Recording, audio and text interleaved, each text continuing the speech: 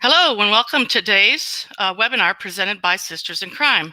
My name is Lisa Malice and I'm a member of the Sisters in Crime Education Committee and your moderator for this presentation, which is Forensic Science, What Writers Need to Know with Dr. D.P. Lyle.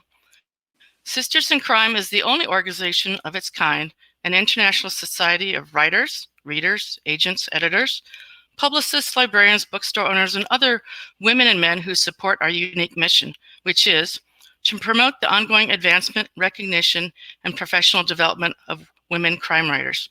To learn more about Sisters in Crime and the many ways we support our members across the globe, and at the chapter level, please visit www.sistersincrime.org. Now I have a few housekeeping notes before we get started. The best browsers to use in accessing sync webinars are Google Chrome, followed by Firefox. If you're using one of these two browsers and are still experiencing technical problems, try two things. First, you can click the Get Audio/Video Help in the lower left corner of your screen, or what most people have found most helpful is to click the Help button at the top right of your screen and click on Compatibility Mode. That usually takes care of most of the problems. To ask a question, please use the Ask a Question button on the bottom of your screen. Please do not type it into the comments section. I need you to put it in the Ask a Question box so I can keep the questions organized. If your question needs immediate comment, such as a clarification, I'll bring it up. If not, we'll hold it until the Q&A portion of the webinar. And I know that Doug is eager to take all your questions. We'll take as many as we can. We may go over a little bit over, but we are limited to 2 hours on this broadcast. So, Dr. D.P. Lyle is the Amazon #1 best-selling author of more than 20 books of both fiction and nonfiction, including 4 thriller series featuring his sleuths, Samantha Cody, Deb Walker, Jake Longley, and Kanan Harper, and of course the Royal Pains media tie-in novels. If there's a writing award in this mystery biz he hasn't won, I don't know what it is. His list of honors include 2 Edgars, the Shamus, the McCavity, the Agatha, the Anthony Scribe, and 2 USA Today Best Book Awards.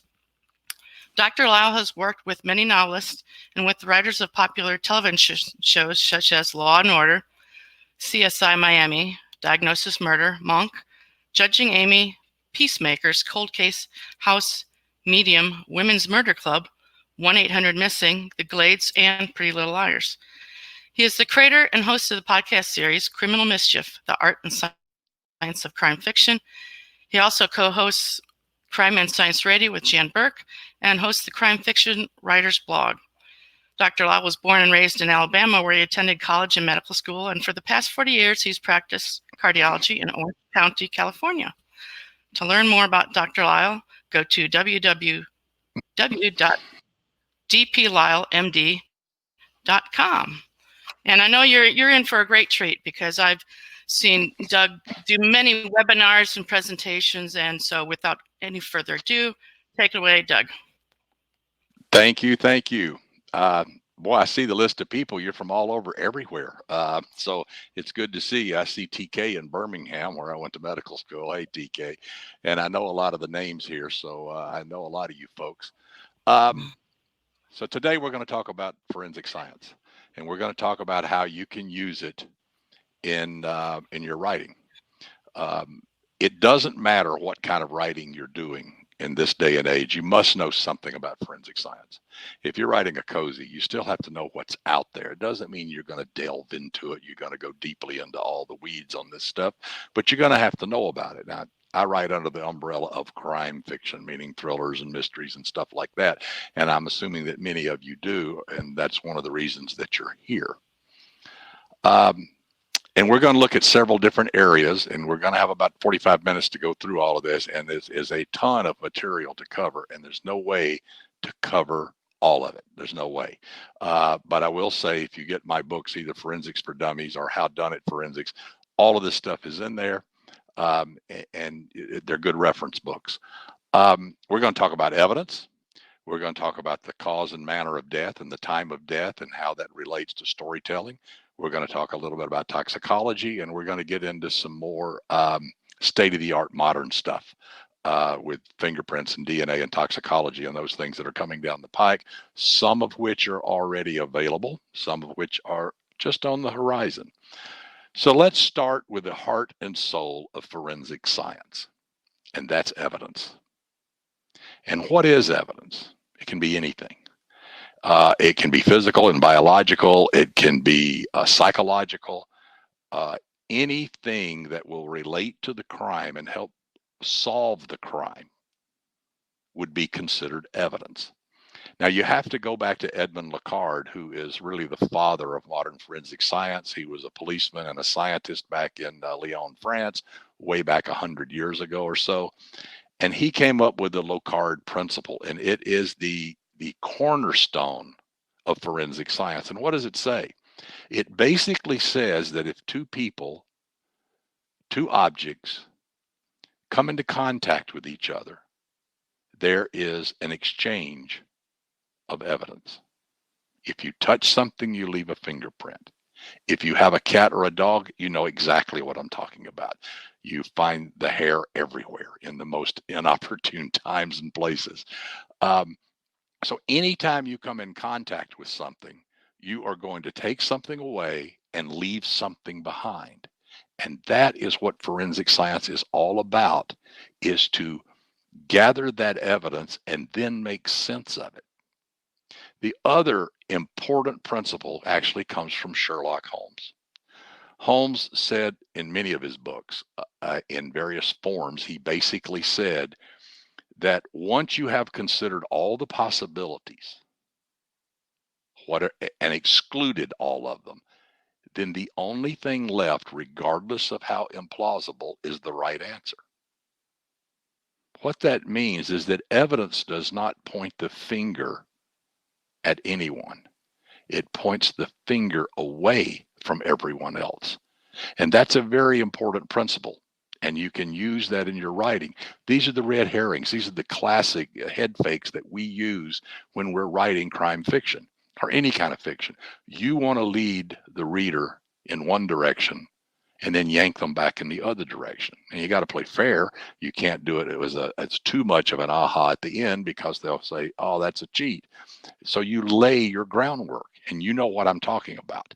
The red herrings, the foreshadowing, all the things that you do when you're spinning a good yarn is really to make the evidence look like it's pointing in one direction, but it's really pointing in another direction. You just either haven't gathered the right bit of evidence, you haven't analyzed it properly, or you haven't considered it properly. And this means your protagonist, whoever that is, it may be a homicide detective, it may be a forensic scientist or a pathologist, it may be a greeting card writer. It may be Kinsey Milhone. It can be anybody, but they have to find this evidence, and that's what your sleuth does. So what's the first step? Let's say that your homicide detective or your private investigator visits the scene of a crime. What's the first thing that the police are going to do? They have to protect the crime scene. The reason is that bad data is worse than no data. So if the scene is contaminated or the evidence is altered in some way, and it can be as simple as moving a piece of furniture or leaving a footprint or a fingerprint somewhere, it can confuse the issue. So they have to protect the crime scene. And the yellow crime scene tape and stuff they put up. Well, what is a crime scene? How big is it? Well, who knows? That comes into the judgment of the police and the investigators on the scene. But bigger is always better. And often they'll find other evidence and expand a crime scene. So let's say there's a murder at a house and it's a broken window. Well, the entire house is going to be cordoned off. The entire yard is going to be cordoned off. The entire block may be cordoned off because there may be evidence in that perimeter that is absolutely critical to solving the case. Tire tracks out on the street, or leaking oil on the other side of the street, or someone may have thrown something out the window a half a block away as they're getting away, like the murder weapon, or like a bloody towel, or whatever. So you have to expand your search for the evidence. So that means you got to locate it. So you cordoned off the crime scene. Now, evidence is only useful If it's found, that seems pretty obvious. If it's collected, if it's handled properly, if it's analyzed properly, and if it's understood properly. Any breakdown along that path can render the evidence useless. In outdoor crime scenes, this becomes a significant problem. If it's raining or the wind's blowing, there's snow, there's nasty weather, there's whatever, there's citizens, there's the flotsam and jetsam of life out there. What is evidence and what is not? An example, a body's found along a ditch along the side of a highway. Well, they go there and they cordon it off and they find out, and lo and behold, about 10 yards away, they find an empty beer can. Is that part of this crime scene? Did the guy toss that when he dumped the body? Did the killing happen there? Did he dump the body there? Was it an argument and he was drinking beer? Or does it have nothing to do with it? So how do you know what evidence to collect? Let's say that beer can is picked up and entered into evidence, and there's fingerprints on it. And those fingerprints lead back to Joe. And Joe has a criminal record. Well, they're going to go talk to Joe, right? Well, what if Joe says, no, I didn't have anything to do with this, and I never saw a body. I drive that way home from work every day, and I always have a beer because the wife don't want me drinking at home, and I always throw the beer can out somewhere along the way. And he just happened to throw it 10 yards from a dead body that he didn't see in the ditch. So Joe has a reason for his fingerprints to be there that aren't necessarily related to the murder. Wow, you see how this can open up a whole line of inquiry and a whole bunch of scenes that you can put into your book. And again, red herrings and head fakes. So what is evidence? We classify it a lot of different ways, but let's start with the simplest, direct and circumstantial. How many times have you heard circumstantial evidence? It's a circumstantial case. Well, it better be a circumstantial case because those are about the only ones you can really prove. The Perry Mason days are over with. We know now that direct evidence is really two things. It's a confession or it's an eyewitness. And they're both wrong lots of times, especially eyewitnesses. There was a famous psychological study done where the class was there and a guy comes in with a gun and fires a gun and runs out of the room. And the professor says, "What'd you see?" Some saw men, some saw women, some saw black, some saw white, some saw tall, some saw short, some saw a blue shirt, some saw a red shirt. They all saw something different. It's because in that moment, your brain is accepting so much data, and then it's filtering it through who you are and what your own beliefs and prejudices and whatever else are. So you as an eyewitness really aren't very good. Good eyewitnesses pay attention to the details. He walked with a limp. I noticed there was a bruise on his cheek. One eye was a little droopy. One ear was larger than the other. People who are good witnesses see details, but most of us don't. We take in the whole scene, we analyze it, we put it together, and we come up with a story, an image that fits what we believe and what we believe we saw. And you've done this many times sitting around a table and somebody's talking about something that happened 20 years ago, and each of you saw it differently. No, that isn't how it happened. This has happened to all of us. That's eyewitness account. And for some reason, people confess to all kinds of stuff.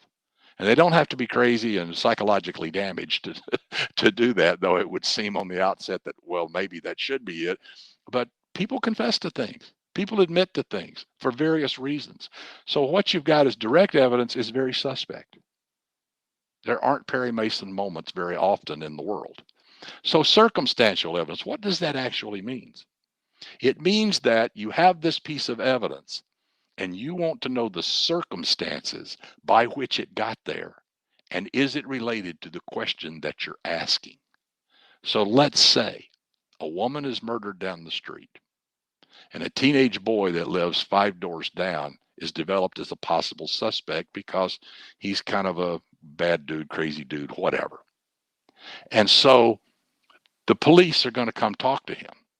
Are they going to ask him, did you kill Mrs. Jones? No, they're not going to ask him that. They're going to say, do you know Mrs. Jones? Not really. Really? You don't know who she is? She lives 5 doors down. Well, I've seen her a couple of times. You ever been in her house? No, I've never been in her house. Okay, well, how did your fingerprints get on her jewelry box and on her front door and on the counter in the kitchen? So you see, they've made him box himself in by saying he's never been there. So now the circumstances under which his evidence was left there becomes extremely suspect. He could still be lying, he could still be confused, but it doesn't look good. But what if he says, "Oh yeah, I know her well. I go over there and do chores for her all the time. You know, she's got a bad knee and she can't do stuff, and I even go to the grocery store for her and bring stuff back and put it in the shelves for her." Now he's got a completely legitimate reason for his fingerprints to be in the kitchen and on the doorknob and all of that. So the circumstances change what the evidence means. It still doesn't mean he's not the murderer, but it means that this piece of evidence has another logical explanation that does not mean it's criminal. See how you can use that? That's good storytelling. Evidence I talked about, it can be physical and biological. You know, biological is things like blood and semen and saliva and tears and things like that. Skin cells, all of that. And physical, of course, is footprints and tire tracks and broken glass and bullets and stuff like that. It can be used for identification and comparison. Evidence can be. What do we mean by that? So a bullet is pulled out of a guy's chest at autopsy, and the guy looks at it and says it's a 38. Well, what has that done?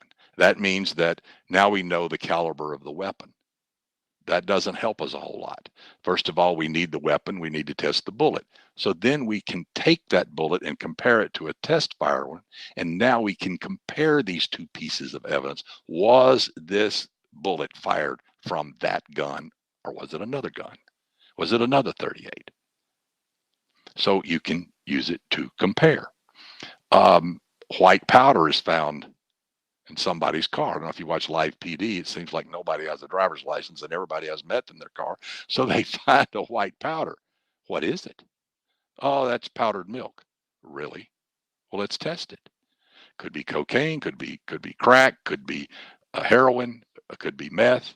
A lot of that you can tell by visual inspection, but then they can test for it. And so now you have identified it. And you can even compare it. If you found some one place and another place, you can compare the chemical makeup and say, you know, these are very consistent with each other. We think that this guy down the street is cooking meth in his garage. This came from him because the chemical compositions are identical. Now you've compared these two batches of meth, and you can say with fairly strong evidence that there is strong probability they came from the same source. Class and individual evidence is huge. And what do I mean by that? That means this bit of evidence puts it in a certain class. Let's go back to that gun. Let's say it's a 38. What has that done right there? All 44s and 45s and 40 calibers and 22 calibers and all of them on the planet are eliminated. They could not have fired that bullet. Only a 38 could. So now you have to locate the weapon, and this is where good police work comes in. And now you get the weapon from a suspect and you fire it and you compare it and you say, our ballistic, our firearms examiner says these came from the same gun. They spiraled down the same barrel. They put the same marks on the shell. So now you've taken it from class, a 38 caliber, to specific. This individual gun is the one that did it. Well, these things take time. So you see storytelling. It's a 38. The suspect has a 38. It may take a couple of days to get that, look at what's going on in the meantime. This guy's protesting his innocent. The police are doing this. They might not be looking at other suspects who are lurking in the background. You see this all the time in movies and in books and also, well, in real life, because these things take time. Blood is a perfect example. You see a stain on the carpet. First thing you got to do is identify. Is it ketchup or chocolate or blood? Because sometimes they all look the same. So there's a simple test to say, yes, it's blood. Yes, it's human blood. It's not from a dog or a cat or an aardvark. It's from a human. So then you can type the blood. And let's say it's AB. AB blood, 5%, 3 to 5% of people have that. What have you done? You've eliminated, according to Sherlock Holmes, 95 to 97% of the people on the planet. It's not their blood. It couldn't be their blood. But everybody with AB blood is still, well, in the suspect corral. So now you go to the next step and you go to the DNA analysis, and then that will tell you, yes, this is Joe's blood. It couldn't be anybody else's. It's 50 billion to 1 that someone else could have done it. So this is how you go from class, it's blood, it's human blood, it's AB blood, down to specific. And also, evidence can be associative and reconstructive. And by that, we mean you can associate this crime with this piece of evidence with this location or with this killer. And from that, you can use this evidence, blood spatter, footprints, broken glass, to reconstruct the crime scene to say this is what happened. So all of this, when you're looking for evidence, where do you look? Where do you look? Common sense. Simple question. You cordoned off the scene. You've cordoned off the entire block. You're going to start at the point of the crime. The body in the living room floor, the cracked safe in the bank, whatever. You're going to start at the point of the crime, and you're going to collect evidence there, and you're going to backtrack from there. Where are you going to look from there? Just everywhere? No. You're going to look for the point of entry and the point of exit. If there's a broken back door, kitchen door is kicked in, you're going to look there. The killer may have left evidence along the trail coming to the house. He may have jumped a fence and snagged his shirt and left a few fibers of clothing there that's fairly specific. Maybe he's wearing a flannel shirt of a certain color, and now you've got these fibers. So when you get a suspect and find a thing that matches, with a tear in it at the same spot, it's pretty good evidence. You also look at the point of exit, because people will drip blood from the victim. They will drip their own blood if they've been injured. They will leave evidence of fibers and hair that they have collected according to Lecard's principle and dropped along the way. They left footprints. They go out to the car. They leave tire tracks. So you look at all of that. The reason you're doing all this is what's called linkage. You want to link this particular bit of evidence to a person, a place, or an object. And by doing that, you can solve the crime or get closer to solving it. You can eliminate a lot of people by doing that. The whole VICAP, the Violent Criminal Apprehension Program, all of that came about mainly because of serial killers who travel around. Now, these are stranger killings as they are. As you know, 90% of the time, when someone murders somebody, there's a relationship of some type. It's a family member, it's a cousin, it's a neighbor across the street, it's a business partner. There is some relationship, because most murders require that you're going to get something out of it. And so you have to have a motive for it. And that's usually between people who know each other. All right. But when someone is traveling around the country, say Ted Bundy, who went from coast to coast, if you find a certain bit of evidence, say, well, he's 6'2" and he's got blonde hair, and he committed 3 murders in Seattle, and then he went to Utah and committed a couple more. He was driving a blue van, and then he gets down to Florida. He was wearing these shoes because he left footprints, the shoe prints there. He's wearing Nike such and such. Is okay. Well, if each individual place didn't know about the others, all of this evidence is looked at in isolation. But you put it all together, and now you're starting to create a picture. 6'2", blonde hair, size 11 shoes, wears Nikes, drives a blue van. Now you see you're starting to create an image of this unknown suspect. And that's what evidence will do, is it will link it. So you got a dead body. What's the 2 questions about that? The 2 first questions that the medical examiner has to deal with. What's the cause of death and the manner of death? Well, the cause of death is what killed the person, and we can get into mechanism, but that's too complex, and I don't want to get into it. The cause of death: gunshot wound, stab wound, automobile accident, blow to the head. Um, all of these things are what led to the death, what caused the death. Okay, so the medical examiner usually doesn't have a difficult time determining that. Probably 99% of the time, he kind of knows what killed the person. I mean, some people are just dead, and there's no trauma, there's no gunshot wounds, there's no knife wounds. So then they wait for toxicology because they're obviously going to look for that and other medical things to see if there's a natural reason for it. But the medical examiner usually has a good feel for the cause of death. So now what's the manner of death? Because this is where the rubber meets the road. There's 5 manners of death. There's natural, there's accidental, there's suicidal, there's homicidal, and there's what they call undetermined or unclassified, which basically means I don't know.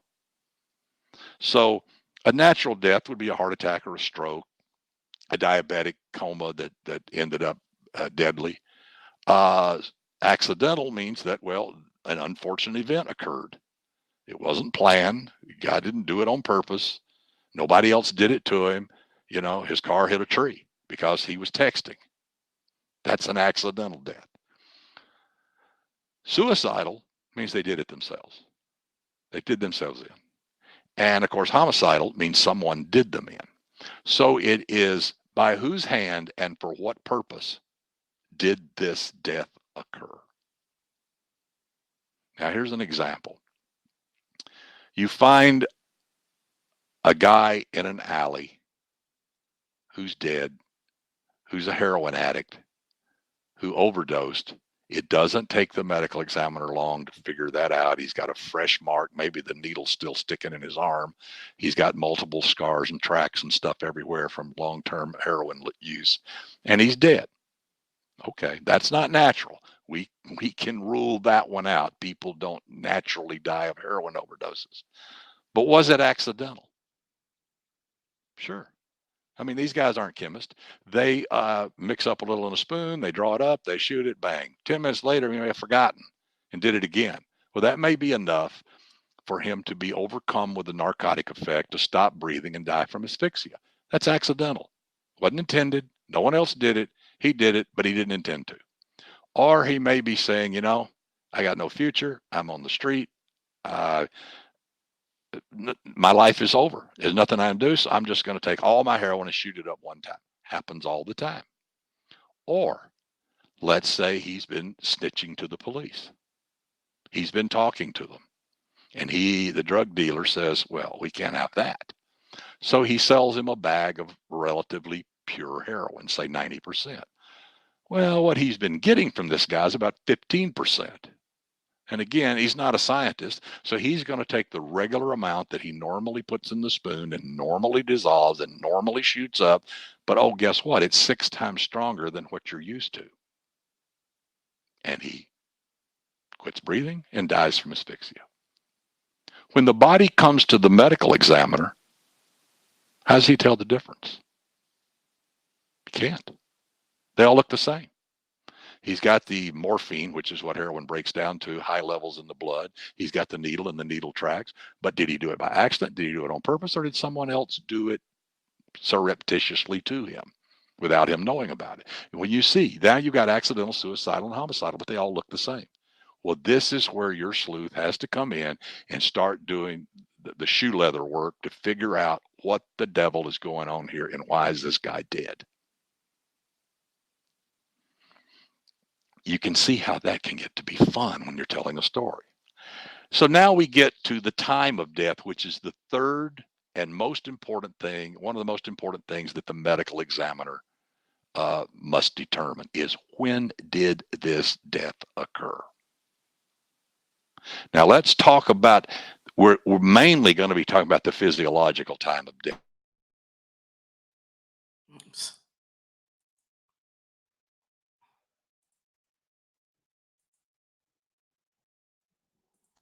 There we go. The physiological time of death is when death occurred from a physiological point of view, from a medical point of view. But the legal time of death is when the person was pronounced dead. So a person that's been murdered and dumped in a ditch and didn't found until 3 months later, the legal time of death may be that 3 months later time, but the actual physiological death was 3 months earlier. And that's what the medical examiner has to determine. When was the physiological time of death? Now, rarely does he know to the exact moment unless it's caught on a camera, a surveillance camera or something like that, and they see a guy walk up and shoot a guy in the head and run off. Well, and he's dead and he drops dead and somebody calls the police and sure enough, he's dead. And you can pretty much say, well, right there, 12:38 p.m., that's when it happened. But you don't get that very often. So the medical examiner must look at certain things that happen to a body after death and determine when's the likely time of death. What's my best guess? And that's what it is. So what does he look at when he does this? Well, number one is body temperature. Now, in an ideal world, in an ideal situation, the body loses heat about 1.5 degrees per hour, 1.5 degrees per hour. So over 4 hours, it drops 6 degrees from 98 to 92, thereabouts. But this isn't exact. It depends on the weight of the person. People who are obese lose weight less quickly than thin people. Older and very young people lose heat faster than average middle-aged people. Clothing, if someone's wearing a jacket and a sweater and all this versus a t-shirt, they're going to lose heat more slowly. What's the ambient temperature? Are they in a room that's 45 degrees or a room that's 85 degrees? The gradient of the temperature between the body and the outside changes the rate at which the heat is lost. Is there wind blowing? What's the surface that they're laying on? So if you find someone who's laying on a marble floor in a house that the air conditioner's cranked down to 62, they're going to lose heat a whole lot faster than someone in that same house who's laying in the bed under a blanket, because the marble takes heat away, the air takes heat away, and you're protected from both of those when you're under a blanket and on a bed rather than on a marble floor. All of these things have to be taken into consideration. When they're in water, the flowing of the water removes heat faster. If they're in snow, that removes heat faster. So all of these things the medical examiner has to look at and analyze this and then make his best guess. But once the body temperature reaches ambient temperature, then all bets are off. Because once it gets there, it's going to stay there.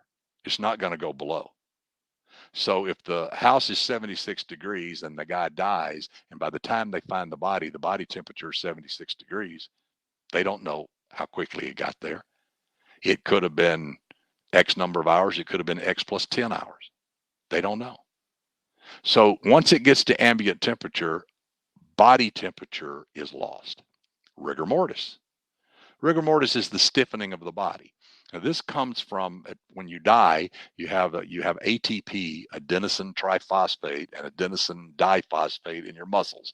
Basically, tri and di, the difference is a phosphate radical that it loses, and this is what causes muscles to work. So if I do this and wiggle my finger, every time I do that, ATP is being converted to ADP, and that's what makes the muscle contract. Is that chemical conversion. Well, the body is now supplying sugar and oxygen to reattach the phosphate and reconvert ADP back to ATP, so I can sit and do this for an hour. Okay, I don't know why I would, but I could. The point is that dead people can't reconstitute the ATP. So they're gradually losing all of it and turning it all to ADP. And what does that do? It stiffens the muscles. And this takes about 12 hours to get completely stiff in rigor mortis. Now, the first place you look is the small muscles, the hands, the jaw. It's not that they lose this ATP faster, it's that they're smaller muscles, so they have less to deal with. So the stiffness starts showing in the neck, the jaw, and the hands and feet first. Later, it'll get to the rest of the body. So that's kind of where you look. So if you find someone who's stiff in the jaw and the hands, but the rest of the body hasn't stiffened up yet, you might say they're at the beginning end of this 12-hour journey. So maybe it's been 4 hours. All right. And then the general rule again is 12, 12, 12. It takes 12 hours to get stiff.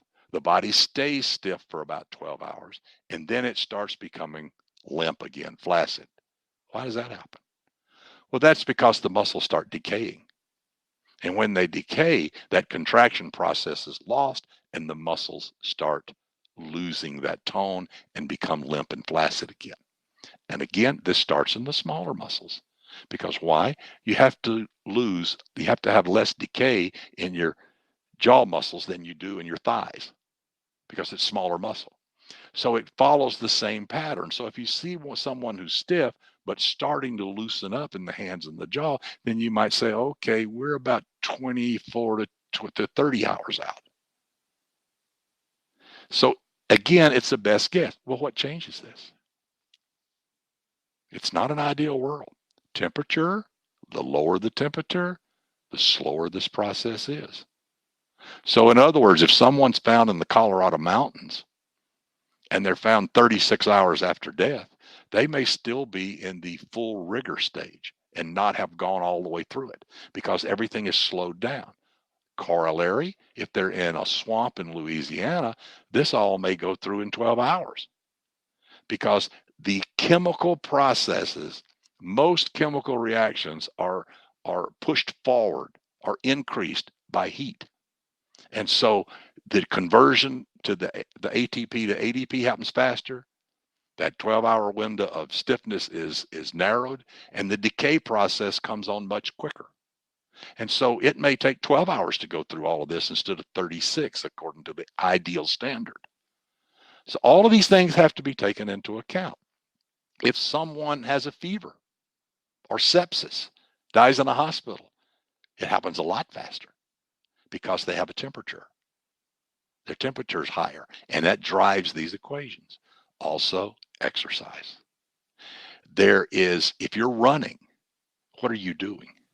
You're consuming ATP to ADP as your muscles are running, and the body is fighting to replace that, to turn the ADP back to ATP with oxygen and sugar. This takes time, but so you always kind of run a deficit. That's why you give out if you run too hard too long, because the muscles won't work anymore. Well, you already have consumed a ton of your ATP, so it means that the rigor in your legs, if you're running, may come on much, much faster than in your upper body. And then sometimes it can be almost instantaneous. And this is called instant rigor or cadaveric spasm. And it can be through the whole body or it can be local. And so you can see that this guy's been running because his legs are stiff, but the rest of his body hadn't stiffened yet. In drownings, it's very common because you're using every muscle in your body to keep your head above water. And you're consuming every ounce of ATP that you have in order to do that, in order to survive. And so consequently, when you finally inhale that water and your heart stops, you're way down the road toward rigor. And in fact, it may happen right then within minutes. And so now you got a stiff body that's only been dead 10 minutes. It happens. And it's called, again, cadaveric spasm. The other thing they look at is livor mortis or lividity. And what this means is the settling of the blood. And this is actually pretty simple to understand. As long as you're alive, the blood's circulating through the body. But as soon as you die, the heart stops. There's nothing moving the blood. So gravity pushes it toward the dependent area. Someone who's laying on their back, all the blood starts going toward the back of their body. And it will settle in the vessels in the lower part of the body as far as gravity is concerned. If you're face down, it's on the front. If you're hanging by your ankles, it's in your head and arms. Same, and if you're hanging, it's in your lower extremities and hands because they're dangling at the side. So gravity pulls that blood down, and this causes the tissues in that area to look blue, gray, blackish. Okay. During the first 4 to 6 hours or so, lividity can be shifted, meaning that if someone is on their back and they die and they're laying there for a couple of hours, the lividity would settle down. But what if then they're rolled over on their stomach? Well, the blood inside the vascular system is still being affected by gravity. It's clotted, but it's separated again. And blood is still this soupy red stuff. There's clots in it, but there's still soupy red blood. And so it can move. So now the lividity starts going toward the front of the body. Well, after about 6 hours, it becomes fixed, meaning that if the person is laying on their back and 6 hours later, the lividity is pretty well set so it's on the lower back of the body. And what happens then? Well, as the capillaries, the small microscopic blood vessels, break down as part of the dying and death post-mortem process, the blood now leaks out into the tissues and stains them, just like a tattoo. So now if you take that person and roll them over on their stomach, the lividity is still going to stay on their back. And this is not a like that, here, there, A, B. It's a process. So if you find someone with evidence of lividity on the back, and then you find evidence of lividity on their stomach, it means that they were moved 2, 3, 4 hours after death and then rolled over to their stomach and left there because they have 2 areas of lividity. And they will look for lividity mismatching. So if they find a body thrown in a ditch and it's on its right side, but the lividity is all along the left side or the back, they can say this person was killed, transported and dumped here, most likely. And they laid on their back for 6 hours before they were dumped here.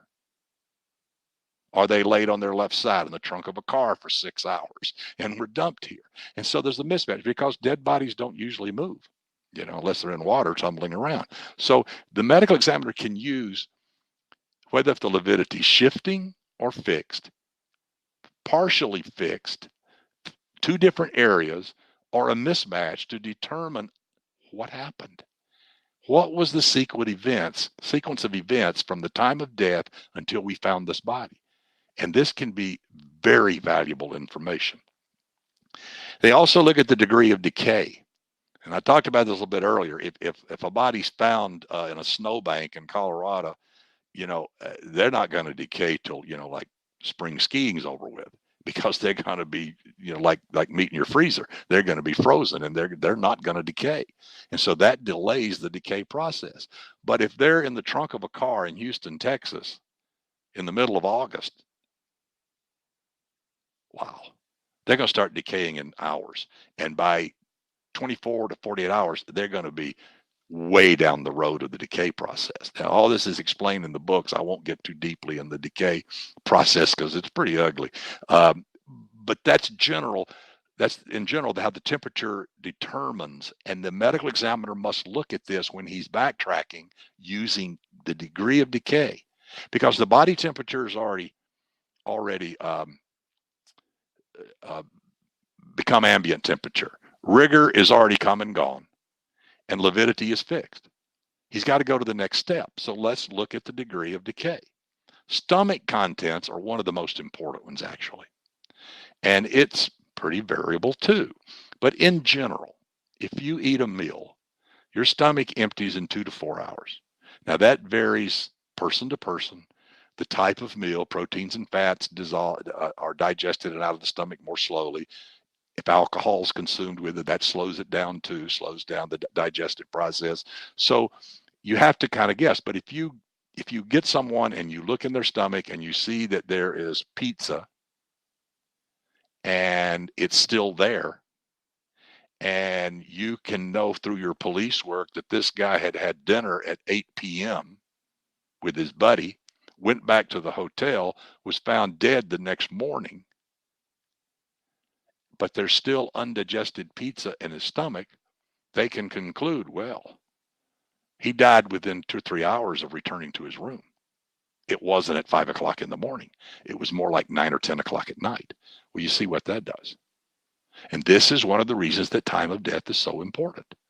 because people have excuses, have excuses, they have alibis, they have witnesses that where they were, et cetera, et cetera, et cetera. But if the timeline, they can't account for where they were at the time of death, they're still in the suspect list. So the time of death is critically important. Uh, Insect activity also comes into that, and that's a long, complex thing. But flies appear almost immediately, and then they have larvae, and then they lay eggs, and then the larvae hatch, and then they mature, and then they lay their own eggs and and it can go through cycles.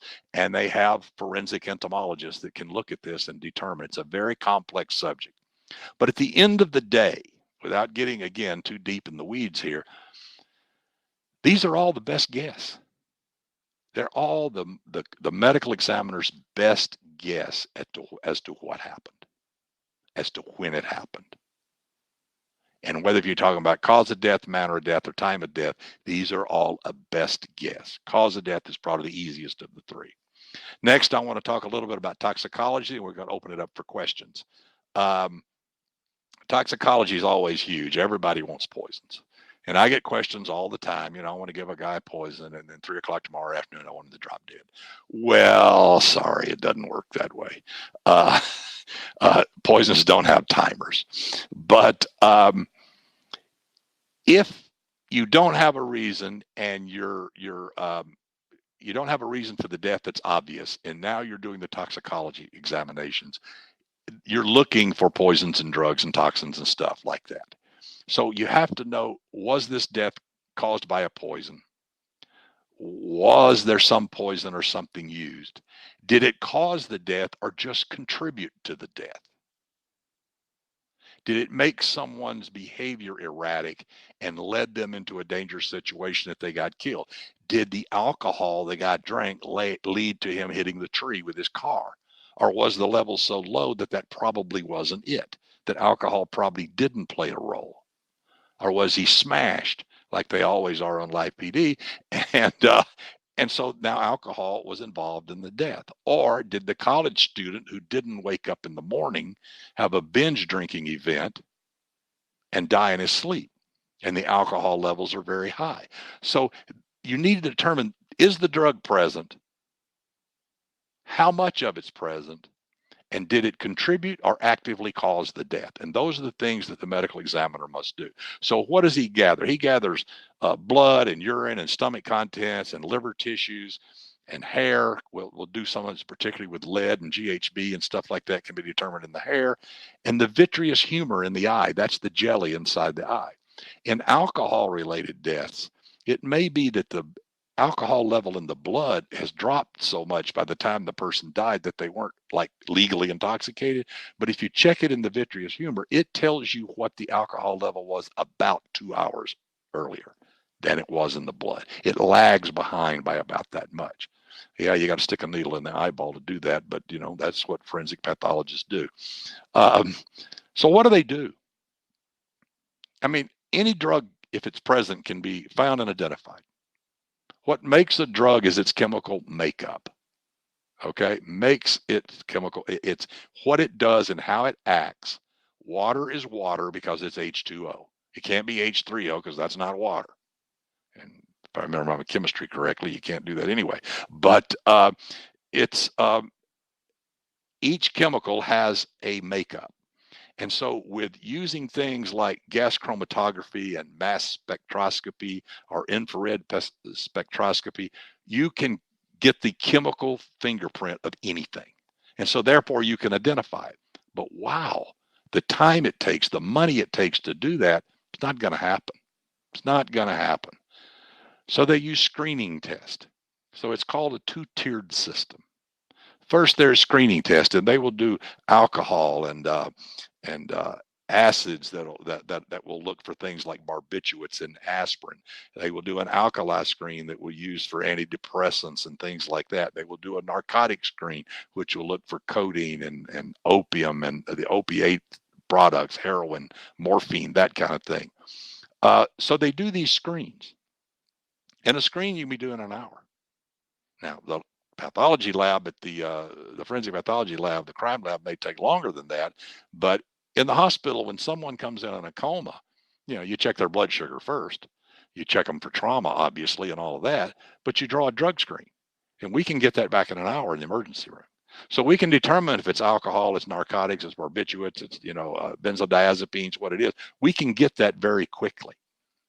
But it doesn't tell us which one. So let's say we find amphetamine in this guy's bloodstream, a dead guy. We find amphetamines. Which one is it? Maybe he's got a cold and he took Sudafed.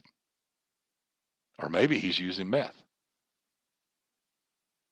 So then they will go to the next step, which are the confirmatory test, and that's the gas chromatography mass spectroscopy, called GCMS for short. Now we get a chemical fingerprint and we can say this is not pseudoephedrine from Sudafed. This is methamphetamine. And so now you got a whole different thing. Someone who's got Sudafed in their blood versus someone who's got meth in their blood, we're talking about two different animals here. And we're talking about two different criminal investigations here. So the two-tiered system is important. And the last thing I'm going to say on this, and it's very important, is they have to determine, did this, again, cause the death or contribute to the death? Or is it a red herring and really had nothing to do with it? And the classic case in all of this is Kurt Cobain. And this is a controversy that's still going on. Kurt Cobain, as you know, was married to Courtney Love. He was the guy, one of the guys that invented grunge. And he was found in an apartment area above their garage in their home in Seattle. Courtney was actually in Los Angeles. She wasn't there. She didn't do it. Doesn't mean she didn't have it done, but she didn't do it. And he was found laying on the floor in this room with a shotgun on his chest. It was turned upside down. People say, well, that's weird. No, it's not weird. Think about it. It was upside down. It was up under his chin. If it's upside down, if it's right side up, it's hard to get to the trigger. But if it's upside down, you can easily reach the trigger. And the trigger was pulled, blew his head off, and he died. Okay. Two things. Number one, the ejection port on a shotgun that way is to his right. The empty shell was found to his left, which is something no one's ever been able to explain. But in the toxicology arena, they found that he had very high levels of heroin, or the morphine breakdown product, in his bloodstream. Well, he was a known heroin user and addict and had been for years, been to rehab a couple of times. It never took. So he was heavy into narcotics. That was just part of him. And people say, well, he had too much in his system. He couldn't have operated a shotgun. He could not have done this because he would have been hammered. He would have been comatose. And other toxicologists say, not so fast. He was a user. He was a long-term user.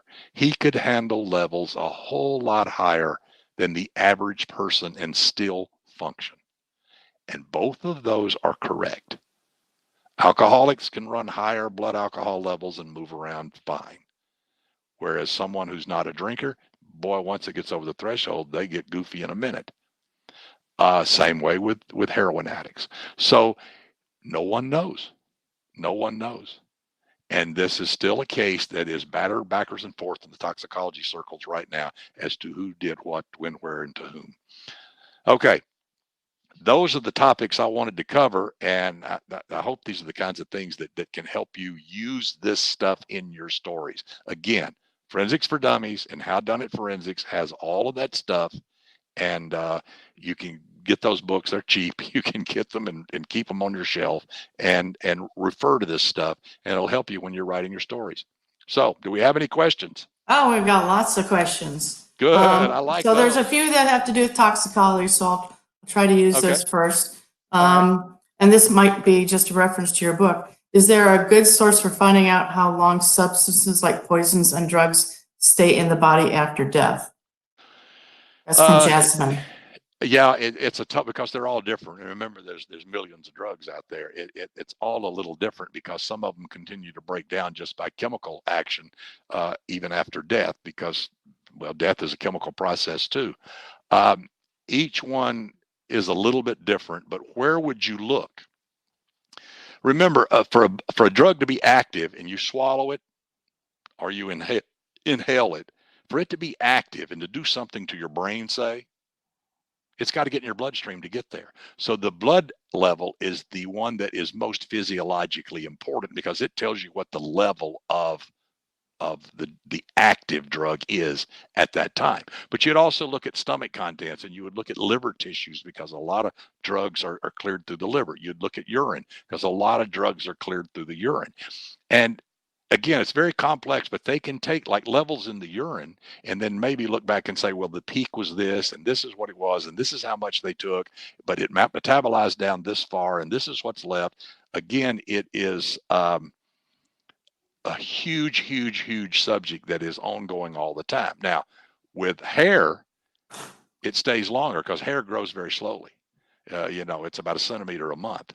And so you can take someone who's exposed to arsenic for 2 or 3, for several weeks, gets sick, goes in the hospital, comes back home, they get better, they come back home and they get sick again. And this happens a couple of times and then suddenly they die.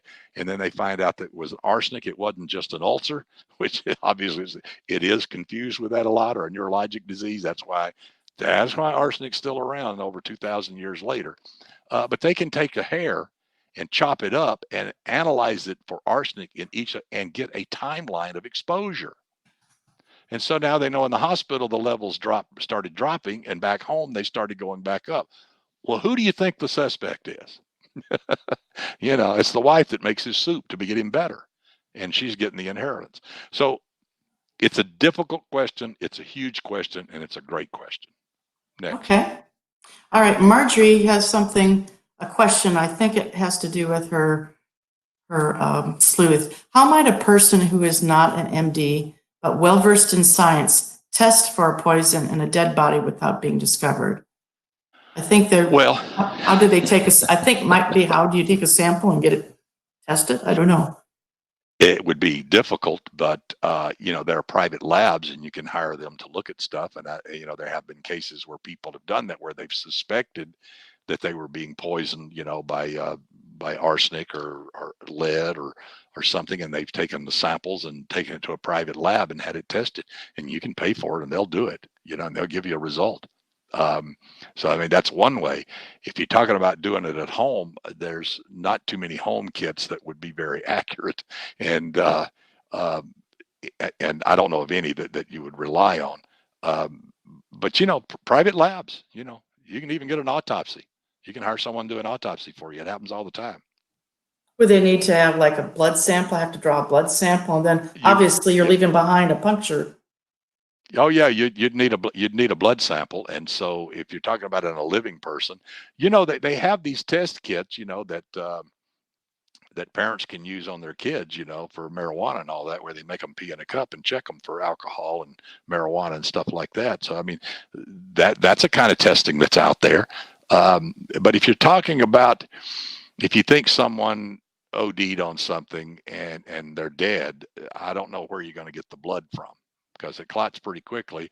And you could do it right if you were there at the time they died. You could do it and then take it to a private lab. But the police are going to have some questions for you, like, what's this puncture wound doing here, and what are you doing with that needle and syringe, and and you got to store it and protect it and not let it decay, and put it in the freezer, and then hire someone to analyze it for you. It's a great question. You people are diabolical. Anne asks, if a poison was put into an empty gel capsule, would it delay how long it takes to kill? Not usually. Those gel caps dissolve in the stomach very quickly.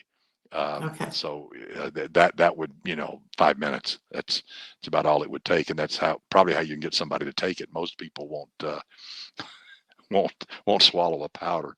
So yeah. Okay. Marjorie asks, is the vitreous humor routinely checked in toxicology testing? I don't think so all the time. That's probably not routine, but a forensic pathologist could tell you what their routine was. Remember, they do different things at different ways. Every pathologist has his own way.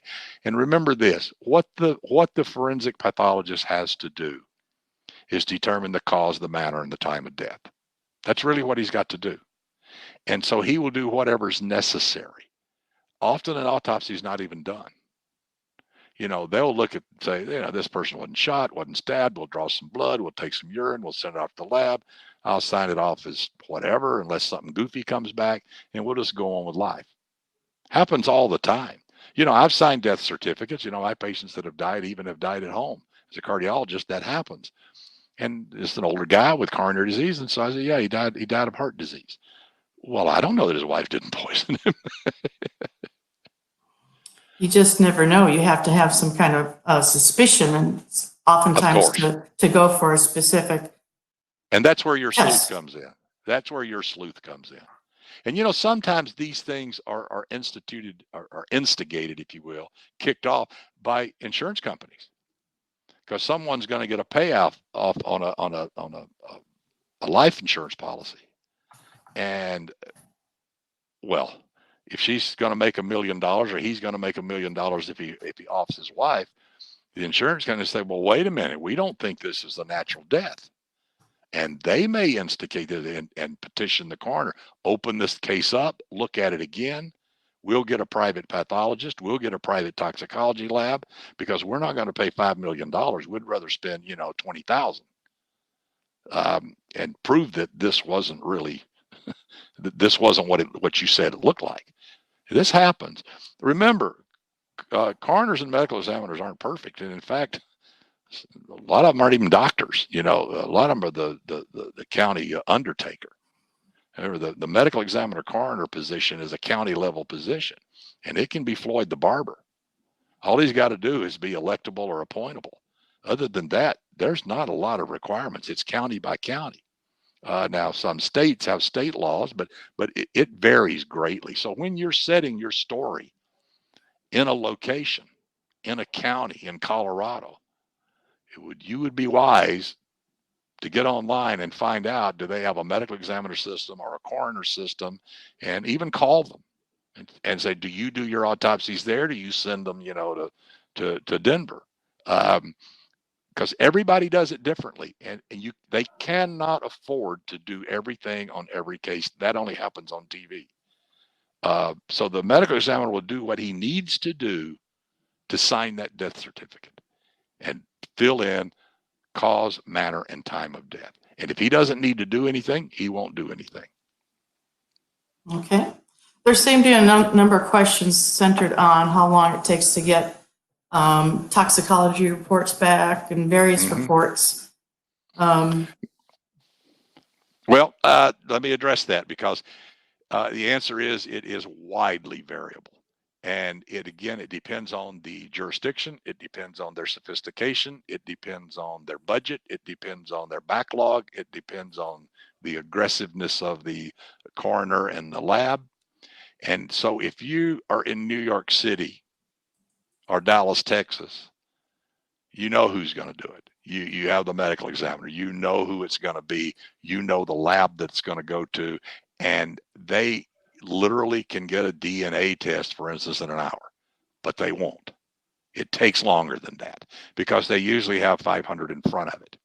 And unless there's some compelling reason to move it forward, it takes time. And that's why you see these real cases 3 months later, the DNA came back, because that's life.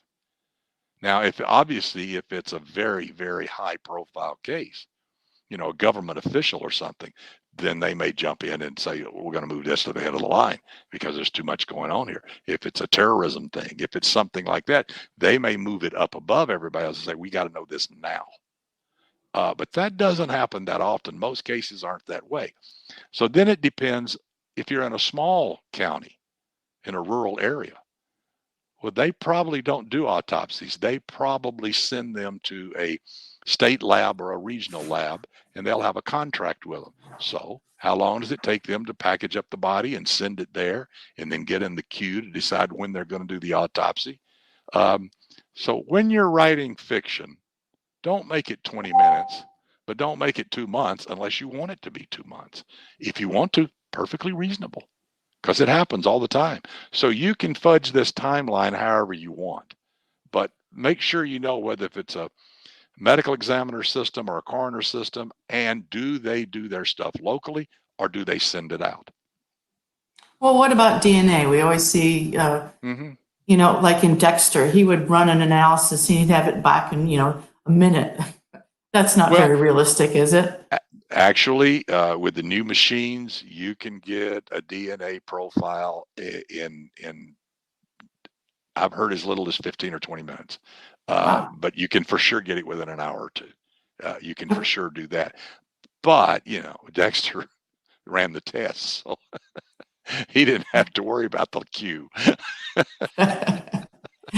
Okay. We have a question from Maggie on a little different subject. How does a person look when smothered with a pillow?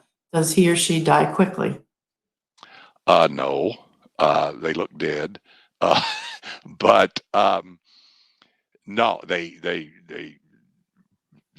look. Well, there's several things that we give a clue because it's kind of sometimes that's hard to tell. But remember this: when you press a pillow on someone's face, it's going to take them several minutes to die, and unless they're restrained or drugged, they're going to fight you, which means they're going to scratch you, they're going to kick, squirm, do everything they can to survive. So you got to keep that pillow over their face continuously so they can't take a breath. And that's not an easy task when someone who is desperate, unless they've had a stroke and they're old and feeble, or they're in a coma, or they're drugged, or they're restrained, then that's different.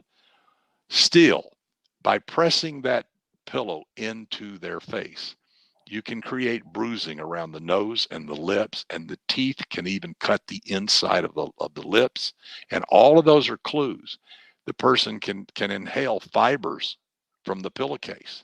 And you can find that as they're trying to struggle for breath through that pillow. So all of these things would be clues that this person was smothered. Now, of course, if they're restrained, then you're going to have marks from that, because they're going to strain against those restraints and they're going to bruise their wrists and ankles where they're tied.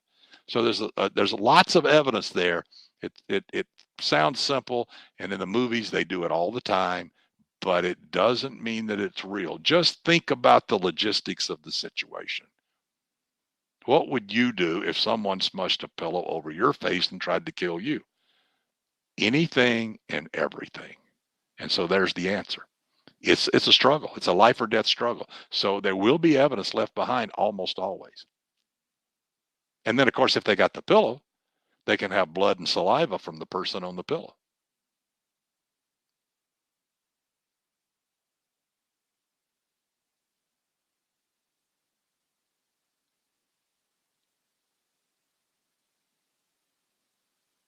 Say something nice.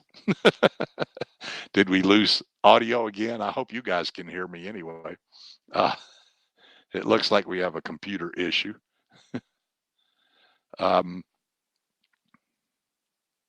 Okay. So we lost the host. That's okay. She's probably getting a drink, which isn't a bad idea. What kind of mistake? I see one here that works in forensic science. What are the most common mistakes that I see that writers make? Again, with toxicology, it's timing. They want it to, happen the next day, when things that kill quickly, kill quick. Sorry, I don't want to be on here. You don't? Well, it's good to see you, Chris. Don't. Lisa's computer went down. So, okay. All right. I'm just going to unfocus me. I'm going to focus you. Uh-oh. Well, it's going to take me a minute. There you go. There I am. Okay. It's a miracle. Okay. And you'll see all the questions at this Ask a Question button at the bottom. Okay. I see a button, and I can click on that without doing anything bad. Questions and answer them. Oh, here's one. What kind of mistakes do you see most commonly in writers' works regarding forensic science? Well, one of them is the instant death. You see someone get shot and they go down and it's done. People don't usually die quickly. If you have a gunshot wound, it's really got to be to the head, to the neck, or the heart. And even that doesn't always do it. And then you can go down and you can be dead like a sack of potatoes. But other than that, remember, you got to bleed to death. That takes time. And this is particularly true with knife wounds and gunshot wounds. But you see it all the time. Shot, the guy falls, end of story. No, chances are you're going to have to deal with this person again. They're going to get up and come after you, even with a bullet in their chest. And if they're drunk, there's a rule in medicine: you cannot kill a drunk. They can crash their car and kill the entire family, but they will walk away from it. Drunks cannot be killed. So you have to use that. The other is the one punch knockout. You hit the guy, he goes down, done, written out of the script, and life goes on, and the movie goes on, and all kinds of things happen around it. But this person's never seen again. Well, come on. You've seen a boxing match. The guy gets knocked out, and 45 seconds later, he's up and he's saying, "Oh, he caught me with a lucky punch." If someone's out more than a few minutes from a punch, something really bad's going on. It's not just a knockout concussion. And they're going to be angry and they're going to come after you. So I see that all the time. Yeah. Doug, you're echoing. Can you I am. toggle on and off your mic just to see if it'll clear it up?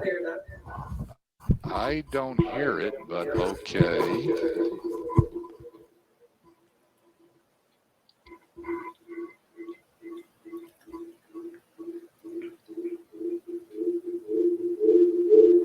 Okay, I toggled it off and toggled it back on. I'm not sure what's going on. Did that fix it? Yes. Well, I hear you echoing, but I don't hear me echoing. Okay. Can you recommend good sources about how law enforcement use? I mentioned my book, How Done It Forensics. Well, that's really a 3-book series. There's How Done It Poisons, that Sarita Stevens wrote, and then there's the one on police procedures that Lee Laughlin wrote. Those used to be like about 12 books, and only 2 or 3 of them were good. And the best one, even back in the old days, was Sarita's book on poisons. But many years ago, Writer's Digest came to the 3 of us and asked us to revamp this series and write just these 3 books. So every crime writer should have all 3 of these on their shelf, because it covers forensic science, police procedures, and poisons. And they're all wonderful, wonderful, wonderful resources. Okay. Let's see what else we got here that someone might.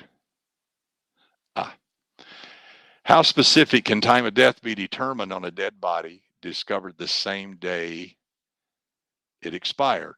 To the minute, quarter hour, hour. Okay, it's probably to a few hours. Again, if it wasn't witnessed, all of the things I talked about, how the medical examiner determines time of death, they're ballpark. And I talked about, particularly like with body temperature, the things that affect it. And so he makes a best guess answer. And so he won't say, and I see this too also in book, well, he died at 9:45 last night. Oh, were you there? How did you know this? The right answer is sometime between 8 and midnight. It's usually a broad window. I mean, that's important. A broad window works, but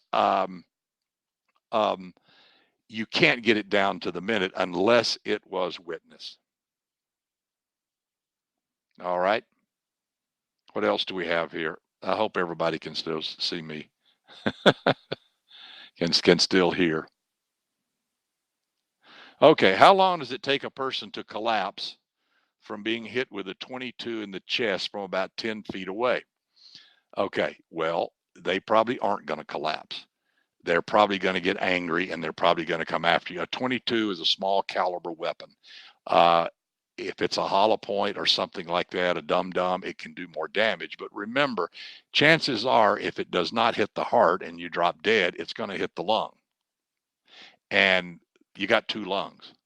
So you can live with only one of them until that lung fills up with blood and spills over into the other one. But usually that doesn't happen, especially with a small caliber weapon. So they may be coughing and sputtering blood and short of breath and in pain. But remember, people when they're angry, or people on drugs, I mean, I hope you've never seen anybody on PCP. My God, you need a 2x4. They'll come after you. They'll come after you unless the bullet is well placed. So a shot to the chest usually doesn't, and sometimes it doesn't even enter the chest cavity. it embeds in the flesh or it hits a rib, and it doesn't even go into the lung itself. And anything can happen. When a gunshot wounds, almost anything can happen. Will a dead body float if a person is dead before entering the water? Won't the empty lungs act like balloons and keep the body afloat at least for a little while? No. The clothing can. The clothing can collect air in it and keep someone up for a while, but most dead bodies sink, and they don't float again until the decay process starts. And so again, that depends on water temperature and how quickly that decay process is. But the bacteria that destroy tissues produce gas as a byproduct, and it collects in the abdomen, in the chest, and in the tissues. And so when the body reaches neutral buoyancy, then it will rise and begin to float. Again, in a swamp in Louisiana, this may only take a few hours, 8 or 12 hours. If they're in a cold lake, it may take months. You might remember the famous Scott Peterson case. It was 3 months later before Lacey's body floated and she had what's called a coffin birth and expelled Connor, who also floated to shore, the unborn child. And what a coffin birth means is that as the gas pressure rises in the abdomen, it squeezes the uterus and pushes the dead fetus out. It's gross, it's awful, but that's what happens. That was like 3 months because San Francisco Bay, the water is very cold. So it depends on the temperature, but bodies almost always sink at first.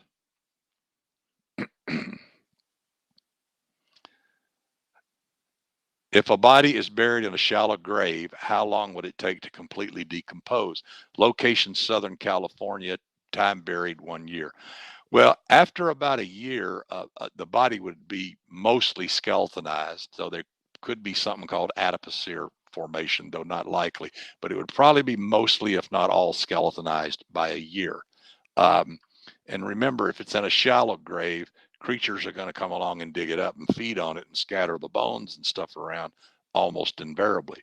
One hint, if you want to get rid of a body in Southern California, go way out in the desert. Nobody ever comes out there, and Mother Nature will take care of the body for you and they'll never find it. That happens all the time. Okay, let's see what we have. Keeps jumping around, so I'm not sure where I am. And oh, right here. Physical evidence. I was intrigued when you mentioned tears as part of physical evidence, which could be collected. It's not an obvious source to me before hearing it. How would tears be identified, where and how? Well, tears, like saliva, within and of themselves do not have cells. But the tear ducts and the salivary ducts do. And in the case of saliva, so does the lining of the mouth. So at the end of the day, once it exits the body, it drags some of these cells with them. And therefore, if you find a saliva stain or tear stains on a pillow or on a carpet or something, you can often obtain DNA from that. Remember, DNA effectively takes a single cell. And from a single cell, you can make a room full of DNA with polymerase chain reaction, PCR. And so now you can do that. There was a case, if I remember correctly, down in San Diego, where a young girl was kidnapped and was raped and tortured and murdered and dumped in the desert and all that stuff. But the van the guy drove, that they found her tears or something on in a stain on the carpet of the back of the van. And I think that's how they ended up convicting him, was on that DNA evidence. And remember, it doesn't take much. You know, I said it needs one cell. They get DNA from fingerprints now. You know, for years we've been able to do it from postage stamps, though nobody uses those anymore. And, you know, letters, everything's email now. But a fingerprint, remember, a fingerprint is made up of dirt and grime and oils and sweat that comes from the glands and the floats them in jets when you pick up just walking around, touching your face, touching other objects, you get dirt and grime and oils and liquid on them. And when you put a fingerprint on something, all that stuff's left behind, including skin cells. And so this is called touch DNA.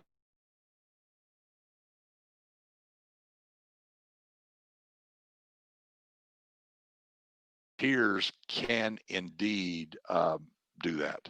You're back. Good to see you.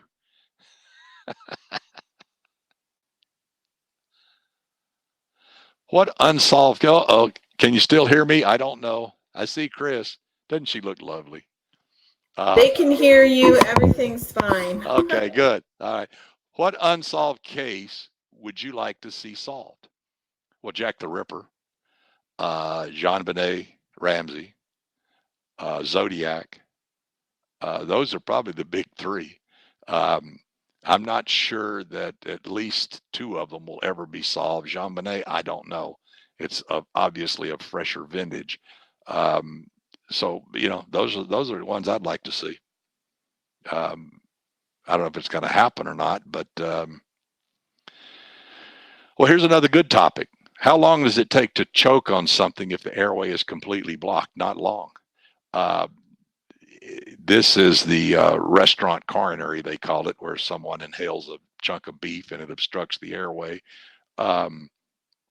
You can't move air, and so you're struggling. And remember, your oxygen consumption in your body is going up, and the delivery of oxygen to your body has been shut off. And so you will consume enough oxygen in your blood to make your brain go fuzzy and then go to a coma in a minute or two. And then if there's no one there to help you, you die. One of the scariest things I ever did in an emergency room once was a young girl that inhaled a hot dog, and they had gotten a little chunk of hot dog, and she was wheezing. She was making noise and able to move some air, but it was scary. And she was a little girl, like 8 years old, skinny. And so I reached in her mouth and tried to reach all the way down her throat. And you could tell that the hot dog had gotten below the vocal cords. Now you got trouble. And so I used a laryngoscope and some forceps and reached down in there and just broke it up and sucked it out. She did fine. But I'm going to tell you, there's a few minutes there where everybody in the emergency room's heart rate was over 200. So it doesn't take long. Now, it's not like being choked, strangled, hung, garroted, all that stuff, because most people think when you strangle someone with a rope, say, that it's cutting off the air that kills them. It's not that. It's the compression of the carotid arteries. And this is what makes erotic asphyxia and autoerotic asphyxia so dangerous, because a lot of people will use these things to enhance sex. And you think, oh, I got an escape mechanism. I got this thing I pull and release the rope and everything's going to be fine. The problem is that if it's tight enough and you compress the carotids enough to cut off blood supply to the brain, you can be unconscious in 20 seconds. And now who's going to save you? So it doesn't take long from that. All right.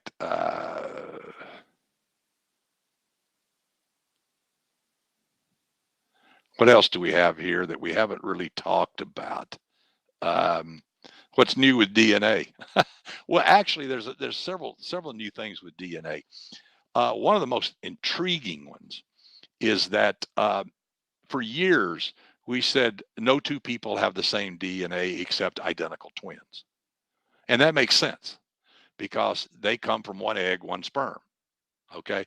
Fraternal twins, 2 eggs, 2 sperms, they're as different as if they were born 10 years apart. But identical twins, 1 egg, 1 sperm, divide the first time, and those 2 cells then separate and go on their merry way. So identical twins will be the same sex, and they will have the same DNA by most testing. However, life is not clean. As you replicate your DNA, what's called transcription. And if you think about it, we have paired chromosomes, paired DNA strands. And so when they separate, they bring in their complement and rebuild 2 identical strands. Complex process, but that's what happens in cell division. Interesting enough, that's how PCR works too. So you create 2 identical double strands of DNA, and then those 2 divide, double, go on, and each one goes on cell by cell by cell by cell. Okay? But the transcription process isn't perfect. And remember, we only know what about 5% of our DNA does. And the rest of it, we call it junk DNA. And what that means is the stuff we don't know what it does yet. It does something, we just don't know what it does yet. So as this transcription process happens, remember, you're talking about hundreds of millions and billions of little base pairs are called. Well, mistakes are made. It's like typos, You see those in your manuscript all the time, even after they're printed. So after they've gone through 4 editors and you've read it 9 times, they still get through and it makes you crazy. Well, the DNA does the same thing. So now with what's called SNPs, single nucleotide polymorphism. Now, what that means is they're not just looking at a section of DNA. They can actually take the entire DNA strand and look at every base on it. Well, they find differences. And so now the DNA through this process between identical twins can be distinguished. We never knew we could do that before, but we can. And it's a way. Now, another thing about DNA, let's think about this. We talked about one cell. Well, how many cells do you think you drop off your body everywhere you go? Millions. You're shedding cells all the time. So you walk through a place, you're over having coffee with your neighbor, and she turns up dead, and they find your DNA on the tabletop because you laid your hand there, or you just walked by, or you picked up something and some cells fell off. This is going to be a big problem, the contamination of DNA. And you can see where this is going. So everybody who's walked by this place has deposited skin cells. And if they test them, scoop them up and test them and, check the area, swab it, whatever, they may find 2 or 3 DNAs and one of them may be yours and you had nothing to do with it. So this is going to become a significant problem. Someone said, repeat the books we should all own. Go to the Writer's Digest and look up the How Done It series. There's 3 books in there, and you should all have those.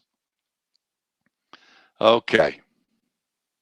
Can you kill someone with an ice pick to the head? Sure, you can kill someone with an ice pick. Ice pick is an easy weapon to use because it penetrates very deeply. Fortunately, it makes a very small wound, and so it doesn't bleed a whole lot.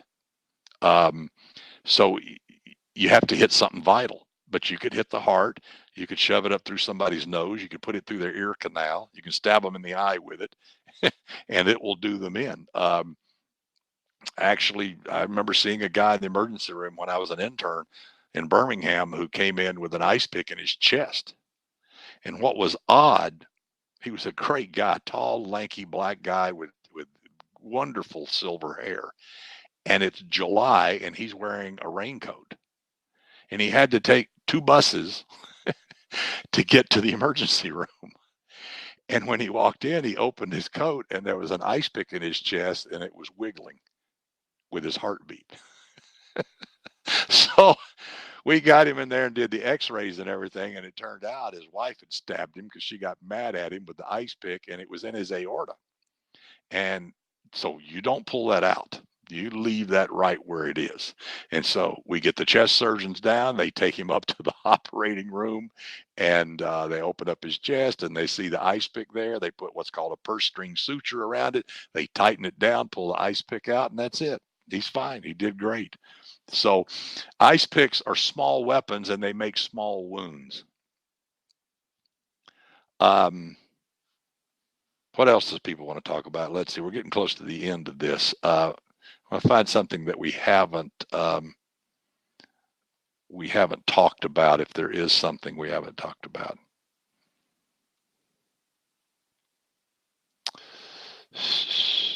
Are liver probes done anymore? Yes, that's to take the core temperature, and they will often do that. But this is the coroner's tech or the coroner that does that. Remember, at a crime scene, the scene belongs to the police, but the body belongs to the coroner. So the police should back away from the body as quickly as possible. Now, what they will probably do is they'll obviously check for a pulse to make sure the person is indeed dead, because that, if not, that changes everything. And then they may reach in a pocket or something to pull a wallet out so they can ID the guy. But then they back away. They stay away from the body. Again, Lacard's exchange principle, they can contaminate the evidence. So the body belongs to the medical examiner. It doesn't mean the coroner or medical examiner is going to come to the scene, but one of his techs will, and they know how to do all this stuff too.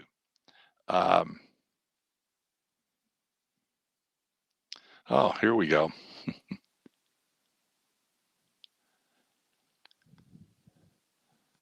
Okay, what else are we looking at here? Here, is it possible to tell the time of death in case where a body was frozen after homicide by decapitation? If so, how? And how long does it take to freeze a human body?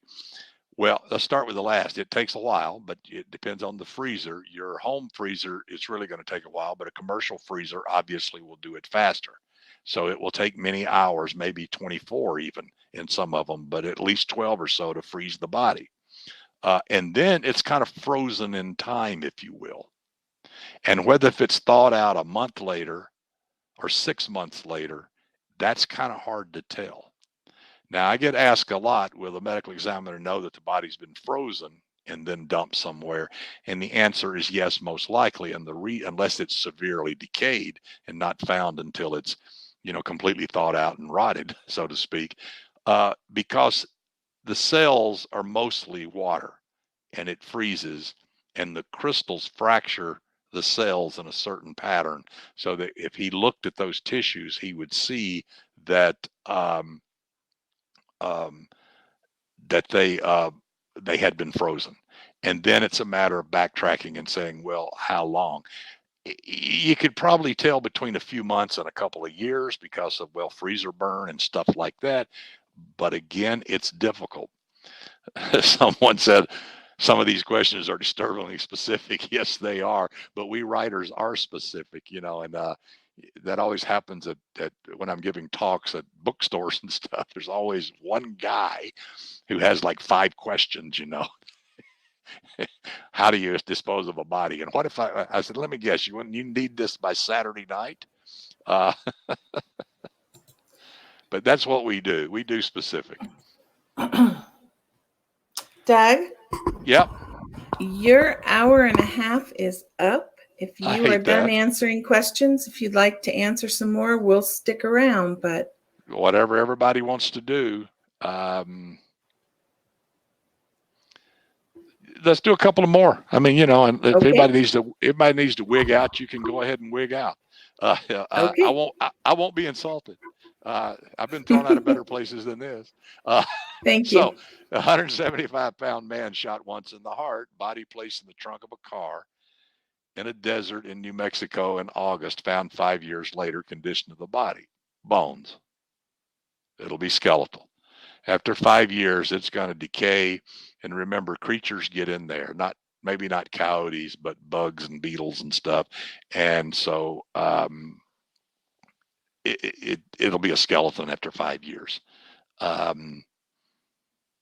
How do seizure meds clear the body? Well, it depends on which one. Some of them are destroyed by the liver, some of them, and then their breakdown products go out through the urine. Some of them go directly through the urine, so it depends. Can high insulin levels be easily detected in a dead body? Usually. And when you see a high insulin level, then you have to, there's a couple of things. One is there's a thing called an insulinoma, which is a tumor of the pancreas, very rare. So that's not what your guy died from. And it's usually someone gave them insulin, which brings up another important point. Hospitals are dangerous places, and so are nursing homes. Why? Because there are a ton of stuff there that can kill you. Okay. And if you want to off somebody, overdose them with a medicine that they're already taking. So you have an older person who is taking digitalis, and you just find a way to crush some tablets in their food, a couple of extra ones for a week, and the next thing you know, they got digitalis toxicity, they can have a cardiac arrhythmia and fall dead. So when the medical examiner does the thing, he finds a very high digoxin level. And he's going to say this person died from digitalis overdose. Okay, so that's the cause of death. What's the manner of death? Was it an accident? Trust me, my patients all the time say, well, doc, I figured if 1 was good, 3 was better, because people don't know, and they think that way. Okay. And so that happens. And elderly people get their medicines mixed up all the time. They're putting them out in those little trays, and they end up putting 2 or 3 of one, for several days in a row. And the next thing you know, they're sick. Or someone wants the inheritance, and they sneak in there and tamper with their medications and change their little pill boxes and whatever. If they're in like a independent living or living in a home, and they're over there taking care of them. And so they overdose on their own medicine. Well, the medical examiner may just say, it's a little old guy and he got confused on his medicines and this was accidental. But was it? So that's why medicines that the person's already on, like insulin and digitalis and a lot of the cardiac drugs and stuff like that, can be deadly, absolutely deadly. Let's see what else we have here. Is this being recorded? Yes, it is. And the FBI knows where all of you are. If a dead body is suspended by the head, not hanging, just caught, how long before the body falls away from the head? Wow. Angela, does your mother know where you are and what you're doing? It depends. Obviously, the decay process has to go on pretty well before the tendons and ligaments. Remember, the organs and the soft tissues go first, and then the muscles, and last the tendons and ligaments, because they're more resistant to decay. And so therefore, finally, the weight of the body would pull the head and the body apart. And that could take several days in a very, very, very hot area, and it could take months in a very cold area. Again, it depends upon the rate of decay. So again, you've got a very broad range there when you're writing your story.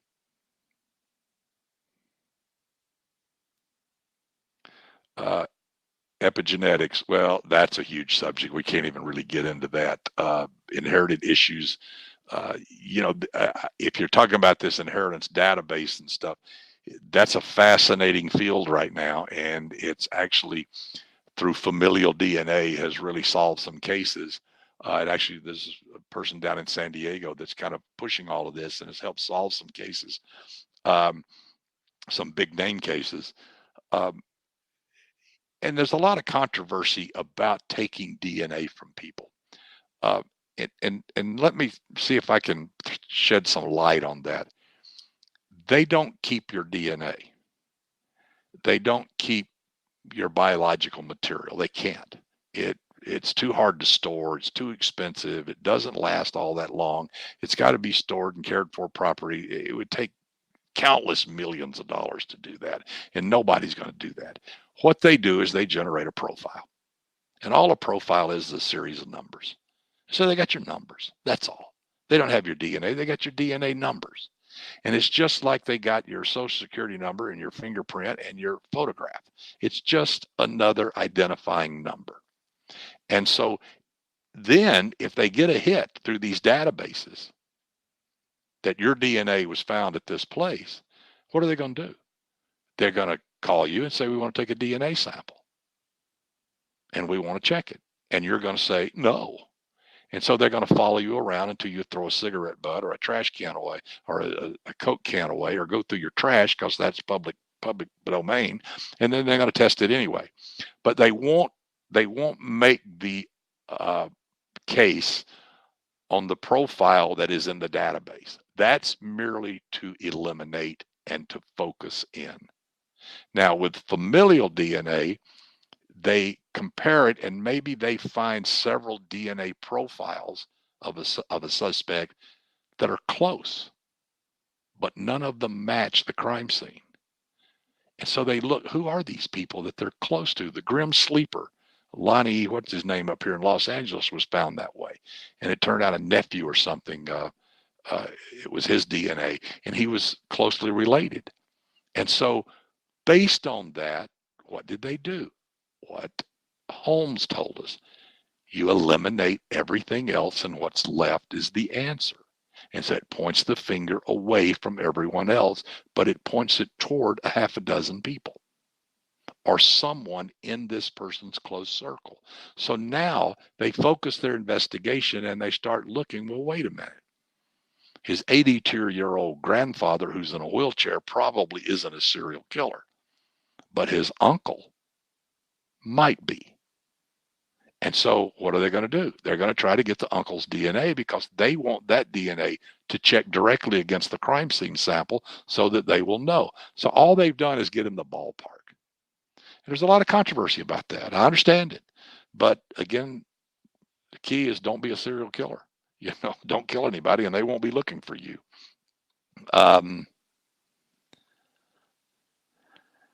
Is it hard to detect antifreeze? Why don't we end on this one? Antifreeze is ethylene glycol, and it's very, very dangerous compound. And the problem is it's ubiquitous. It's everywhere. Anyone can get it. You can go to Manny, Mo, and Jack and buy it right now. It's sweet tasting. And so you can add a small amount, and it doesn't take much. You can add a small amount to a drink or food, and someone can drink it, and you can do it over several days, or you can do it one time, and then they can get toxic. Interestingly, back in the day, and I'm sure it still goes on, a lot of alcoholics would drink antifreeze, and they would come in sick. Well, what they find is it interacts with calcium and other things in the blood and produces what's called oxalate crystals that are filtered by the kidneys. So at autopsy, when he takes the kidney and does the samples and looks at them under the microscope, he sees those oxalate crystals, and that's a good clue that antifreeze is on board. It's still used. It's easy to use. It's and it's deadly. It can be deadly. But so can your oleander. There was a great book written about that, The Lovely Bones and all. I think that was the one. But oleander can kill you dead. It'll also kill your cats and dogs. So be careful with it. Digitalis is the foxglove plant. It's out there. Deadly nightshade is belladonna. So again, if you want to kill somebody, don't go to the pharmacy. Go to the plant store. There's some deadly stuff in the plant store. And so with that lovely thought, I want to thank you all for being here. And I see we had like 460 something people. Wow, that is great. I'm flattered and I'm honored. And I'm glad you let me join your club here. And I want to thank you, Doug, from everybody here. Thanks for sharing your time and expertise. People were commenting on the side how much they enjoyed it. Well, everyone I did. Us live who's still here, thank you. We do record these. They will be on the website as soon as we can get the archive filed. There'll be a survey sent out so you can give us your feedback. We'd appreciate it. If you're not a member of Sisters in Crime, consider joining. We've got some great webinars in our archives. Thank you. Thank you. All right, we're done.